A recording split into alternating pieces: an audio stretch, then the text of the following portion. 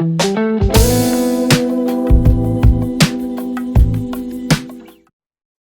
bing, bada boom, bop, bop, bop.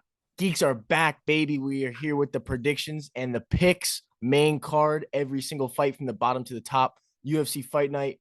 Alexa Grasso versus Viviane Araujo, or however you say her name. We are at the Apex going down this Saturday, the 15th. Let's get on into it. First fight of the main card. We've got Mena Martinez, 9-3, fighting Brandon Davis, 14-9. This is gonna be a bantamweight scrap. Mena Martinez, this guy comes out and scraps, man. He's got a lot of first round knockouts. He's training over at Glory MMA with James Krause. This guy's 26 years old, so he's gonna have slight age advantage as Brandon Davis is 32. Brandon Davis has been back and forth. He already had a run in the UFC, and it didn't go the best for him. But he comes back into the UFC. His last fight, he got murdered by Dana Batgirl. Really bad look. Honestly, Brandon Davis looked like his punches just weren't heavy, like just like pillow hands, kind of like he wasn't committing to his shots, like he was kind of admiring his work, but it wasn't even good work. Uh, I could see him getting sparked early in this one, early and often. Mena Martinez comes with a lot of freaking energy in round one. Um, let's see, Mena Martinez has 8 knockouts and 1 decision in his 9 wins. So guy comes to scrap. He's only seen the judges' scorecards one time in his entire fighting career. This guy, this guy's gonna make some noise. I think Brandon Davis is a little out of line here. I think he's got too much on his plate in this one. So that's what I got. I'm taking Mena Martinez. Goosey, what do you got? I'm going to pick Amanda Martinez as well. He's young at 26, I believe, and he's just linking up with James Krause. I think that's going to take his fight IQ much higher. We'll start seeing a little more put together game plan because Amanda Martinez in the past has come out and really tried to get that one punch finish. Maybe gassing himself early a couple times, but I think James Krause will fix those errors, teach him a lot, and we will see a more polished version of him in this one. Brandon Davis, he's good. The problem is, I think he's just in that middle tier. Like he beats the guys on the regional scene, and then he comes to the UFC and struggles. I think Mana Martinez has real deal potential, and I think he'll look good in this one. Let's go. Amanda Martinez is minus 162. Brandon Davis comes back at plus 130. Dano, what do you got? So I'm riding with Mano Martinez. Same thing you guys said. I'm pretty much just hopping on the bandwagon. I like that he's going over to Kraus, and like you saying, CEO Davis really hasn't really showed too much in the past. So I think Mano Martinez should get this done. He'll be too much, too quick, too fast, too powerful, all of the above. All right, facts. Yeah, let's move right into the next one. We got a big scrap. We got a light heavyweight matchup, which is something to note because we have Misha Serkinov stepping in 15-8. Because he fluctuates in weight classes. You'll see him down at middleweight, and you'll see him up here at light heavyweight. So he's coming out against Alonzo Menefield, who is 12-3, and super athletic. Everyone knows Alonzo Menefield as just that super athlete in the octagon. Also known for getting sparked by Kevin Holland. But hey, man, Kevin Holland's a warrior, and there's better days. So let's get into this matchup. Serkinov is a grappler. All right, Serkinov, 9 subs, 4 KOs. He likes to get these fights to the mat, and he likes to finish them early. All right, he's got 15 wins. 10 of them come all in the first round. Crazy fact about Serkinov is he actually started his run in the UFC in 2015 and was on a 4-0 run, and now he's 6-6 in the UFC. On the other hand, you got Menefield, who he has a loss to William Knight, which is always like a red flag, you know what I'm saying? Because William Knight's like not super high caliber, but 5 of his 7 wins came in the first round. So I love the under in this one. These guys love to come out and get it done. Serkinov's just a little too old for me. He's 35. He is going to be bigger. He's going to have a 3-inch height advantage, 6'3" over 6 foot Alonzo, but Alonzo Atomic Menefield's going to beat him with athleticism and power in this one. Serkinov has seen his best days, and Menefield's takedown defense is going to hold up. I think that Menefield gets this one done in about a minute. So give me Alonzo round 1 knockout. What do you got, Goosey? I'm right there with you. I think Menefield gets it done. His athletic ability is really what's making me gravitate towards him.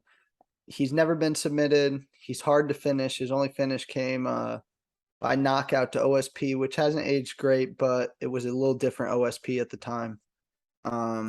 And I don't think Misha Serkinov's going to be able to finish him in the first round of this fight, which is what he has shown he kind of needs to do, especially against the top level guys, because he is very muscled up. He cuts a lot of weight, but that eats into his gas tank. And he goes a strong early burst. Menafield could catch him with a punch in there. And but if he doesn't, the later this fight goes, I think Menafield starts to take over as well. So give me Alonzo on this one.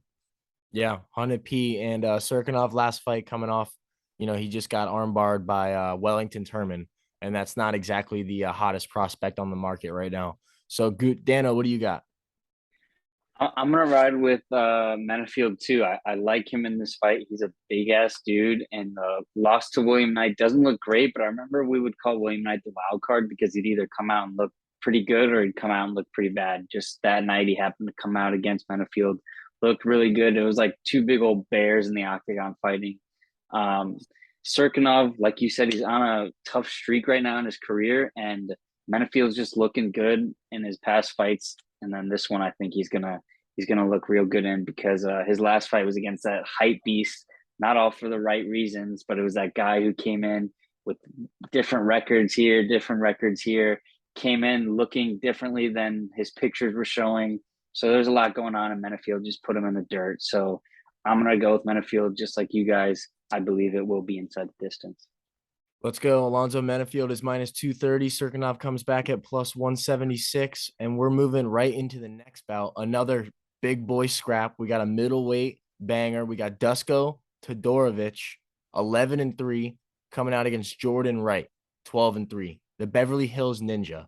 I mean, these guys come out and they want to knock each other's heads off. Like, let's be nice and open about this. This is going to be an absolute scrap. I mean, a fan favorite one. Definitely up there for fight of the night when I'm looking through the card.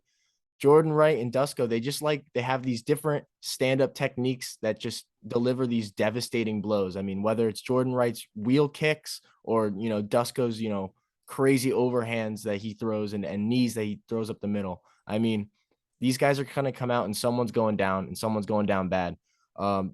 Jordan Wright, they're both coming off bad L's. Jordan Wright just got absolutely mauled by Marc-Andre Barriault. That was a round one mounted guillotine. So, I think he lost his lights, so he needed some time off. Dusko got absolutely clapped by Chitty. So, I mean, both these guys need a win. I'm going to take Jordan Wright. I mean, he's never seen a third round. So, I mean, action is inevitable in this. And I think that Dusko's chin is going to have seen the most damage. Like, you really can't trust him after that. I mean, Chitty, when he hit him in the head, it was like an echo that was like so absurd. Like, even at home, you could hear it. Like, I can't imagine what it was like in the arena. So I'm not trusting Dusko's chin in a fight where they're going to freaking nail each other's chins. Give me Jordan Wright in this matchup. And Jordan Wright's going to come out as a plus 170 underdog. Oh, I'm all over that. Beverly Hills Ferda. Let's go. Dano, what do you got? I'm all over the Beverly Hills underdog. I like that one. Talking about Chitty, man, made me sad. Shout out Chitty. Had a great fight last time, but Gregory Rodriguez is just one of those dudes. But Dusko, he is a guy that leaves that chin up in the air, but so is Jordan Wright. So I think more so picking one of the fighters, even though I am going to ride with the underdog and Jordan Wright, I think a good bet for this one will be the under. But I'm going to ride with Jordan Wright hitting that under. 100%. Dusko's only seen the judges' scorecards one time. And like I said before, Jordan Wright's never seen a third round. So, Goosey, what do you got? It's a sweep, fellas. We're taking the dog. We're taking Jordan Wright in this one because, I mean, both of these guys are liable to get knocked out. Both of them are capable of knocking the other out. And I think Jordan Wright finds the button first. He shows a little bit more urgency early. And I don't think we're seeing too much of this fight, We've seen Dusko Todorovic take a lot of damage from Punahele Suriano and Chitty and Uwani, and he's turning around after getting knocked out at the end of May by Chitty. So I think it's a little early for him. Jordan Wright has been knocked out too, but he's had time now. And I just think that it's a race to who finds that button. Give me the Beverly Hills Ninja to do it. Let's go. We're moving right into a super high stakes flyweight matchup. We got Askar Askarov, 14-1-1, coming out against Brandon Royval, 14-6, the Raw Dog. This is going to be fireworks. Every fight that Brandon Royval is in is fireworks. This guy is your favorite fighter's favorite fighter. It's a legendary quote, and it holds true for Brandon Royval. I mean, this guy's endless action everywhere he goes in the fight, whether it's the ground, on the feet, in the air. This guy is always in this to finish. Askar Askarov came back out against Kai Kara France. He was a big favorite, and he lost the decision. It was a close decision, but he showed a couple things that I didn't really think were possible, and I think that Brandon Royval is going to be able to expose him. I don't think Askar Askarov likes pressure, and I think that Brandon Royval, especially from his last fight with Matt Schnell, where he comes out, pressure, scramble on the ground, finds a guillotine real quick. I mean, Matt Schnell's a dog. We all saw it. Royval is really going to be a live matchup in this. I mean, I'm looking at the odds right now. They got him at plus 188. That is definitely where I'm going to be. That's so much value. This is a toss-up of a fight, and Royval is going to have live submissions from the bottom, even though Askarov's game plan is going to be to hold him down, kind of a lay and pray. But Royval is going to be squirming. He's going to be moving. He's going to be live for a finish at all moments of this fight. And I think that the pressure is just going to kind of overwhelm Askarov, kind of like it did for Kai. So give me Royval to fend a couple takedowns, put some pressure on, and give me a hard-fought decision. Dano, what do you got? I'm gonna ride with Askar Askarov in this one, and it's just because he's got a lot of just like good experience under his belt. He beat Pantoja. He's pretty much fought most of the top ranked flyweights, and then that loss to Kai Kara France, man, I thought he could have won it, but good fight by Kai Kara France. Askarov was kind of gassing out at the end, so I hope he figures that out, because like you said, Royval is up in your face all fight, all 15 minutes. But I just think Askar is just going to be too well-rounded. He's kind of one of those guys where he doesn't really like specialize in one certain thing. He's just really good at everything. So I'm going to ride with that. Let's go. Goosey, what do you got? You see, I could see this fight going two ways. First, Askar Askarov being able to lay on him and make it a boring fight, or it being an absolute scramble, barn burner, banger of a fight. And I see Brendan Royval winning that. And I see that being the way this fight goes. I'm picking Royval. I know he has to be able to scramble from bottom because he will get taken down. But I think, like you mentioned, the pressure and pace and just wildness that Brandon Royval fights with, I expect it to give Askar Askarov problems. We've seen both of them fight the who's who at flyweight. I mean, up and down their resumes, they've only fought killers in the UFC. So I think they're coming in with pretty even XP. Brandon Royval makes it wild. Askar Askarov likes a more clean fight. And if it comes down to a brawl, I think the Raw Dog gets it done. So my pick's going to be Royval. Let's go. And we're going to move right into the co-main event. We have got a bantamweight scrap, and we've got a prospect against a legend. We've got Jonathan Martinez, 16-4, coming out against Cub Swanson, 28-12. My initial thoughts on this is I am leaning Jonathan Martinez because I can't bank on Cub Swanson's durability at this point in his career, and I do know that Jonathan Martinez has a very vast arsenal, and he's very, very, very dangerous. And for a guy that I've seen, just get dropped by the Giga liver kick, I know that he just came out, looked good against Darren Elkins, but Darren Elkins, I think that Jonathan Martinez is a lot. And I think that if Jonathan Martinez can kind of get over this quick surge, because Cub Swanson's been coming out really fast, I think that if he can just get over that little bit in the beginning, I think that it's just going to kind of be clean pickings. And I think that he's going to land a shot in Cub Swanson. So I think Jonathan Martinez is live for a finish. If I had to nail it down, I would say Jonathan Martinez round 2 knockout. I think that he overwhelms the Storm in the first, starts to put it on him towards the end of the first, and then the second round's kind of just a snowball effect. And I think it builds up. He gets him out of there. End of the second round. Jonathan Martinez by body kick, or maybe knees to the stomach from the clinch. But I'm taking body shot knockout. Let's go round 2. Jonathan Martinez. Ferda, what do you got, Goosey? Picking Jonathan Martinez as well. When I think about this fight, it's a real toss up for me. And then I remember that Cub Swanson is an older guy, a veteran, who is going to be making his first fight at bantamweight. He usually fights at that 145-pound limit. Now he's making the extra cut down to 135. And that has not been too gracious to older guys trying to make a larger cut than they're used to. We've seen Dan Hooker, Cody Garbrandt, Frankie Edgar, the list goes on, with guys who have seen chin issues from cutting weight and trying to get to a lower weight class. I think Martinez is going to be able to put some shots on his chin and really test it. And I can't trust that Cub Swanson's going to be able to hold up. So give me Jonathan Martinez. Jonathan Martinez minus 200. Cub Swanson comes back at plus 160. Dano, what do you have? I'm sweeping this one. I hate to pick against Cub Swanson, but I'm going to ride with Jonathan Martinez. He's a slick southpaw boxer, which southpaws usually give people problems. He's got really clean boxing. He's a tough ass dude, but so is Cub Swanson. But like you guys said, he's getting older. And then another thing, the bantamweight division. I just feel like it's up there for one of the most violent divisions in the UFC, just because I don't know the stats, but it seems like every damn bantamweight fight ends in a finish. These guys are coming out to scrap. And then we got the weight cutting Cub Swanson. I don't know if he's going to be able to hold up, but I'm going to ride with Jonathan Martinez. Let's go. And like you're saying with those bantamweights, we got Victor Henry on this card, kind of a little spotlight show. Should be action. Let's go right into the main event. We got Alexa Grasso, 14-3, representing Mexico, and she's coming out against Viviane Araujo, and she's representing Brazil, 11-3. So I'm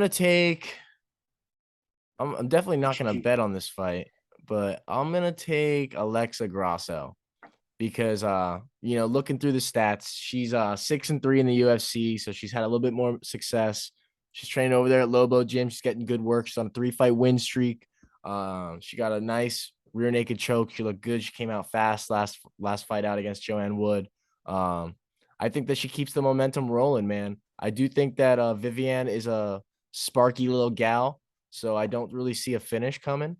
But I think that she can tough out a 5-rounder against her. I think that she can hold some positions and hold her own on the feet.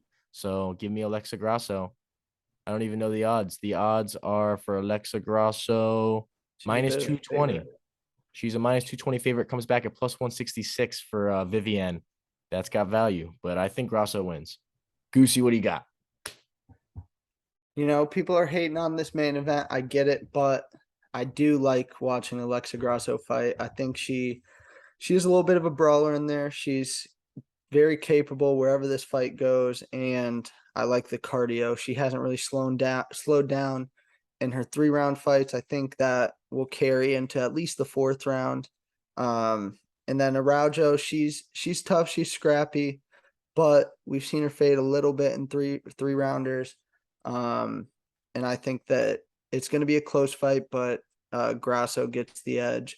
I like that she has wins over Macy Barber and Joanne Wood. I think that style matchup answers a lot of the questions I have against Viviane Araujo. Like, she was able to get around Wood's excellent striking. She was able to get a little bit of her own back. And then Macy Barber has a good all-around game.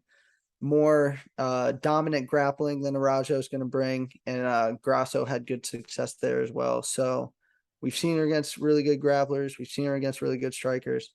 She's got it done. I think she gets it done against Viviane Araujo. Dano, take us home. I'm riding with Grasso too. She's got clean boxing. She's good on the ground. I just think that she's going to be too much for Araujo. Like you guys are saying, Grasso's got good experience under her belt. We are in a main event, so they want to be highlighting one of these girls, a heavy favorite girl in Grasso. Not too heavy, but in the 200s. I like that. I'm gonna ride with her, and in UFC 4, Alexa Grasso's got some damn good combos, so I'm riding with that baby. Let's go. And the over 4.5 is I think minus 240. I think it's a parlay piece. I mean, these girls are tough. So expect the decision, expect the judges to be involved. That's gonna wrap it up. Make sure you drop a like, subscribe. We're here every week dropping videos and predictions further. Let's get after it. We got Instagram, Twitter, TikTok, you name it, we got it. Smell ya.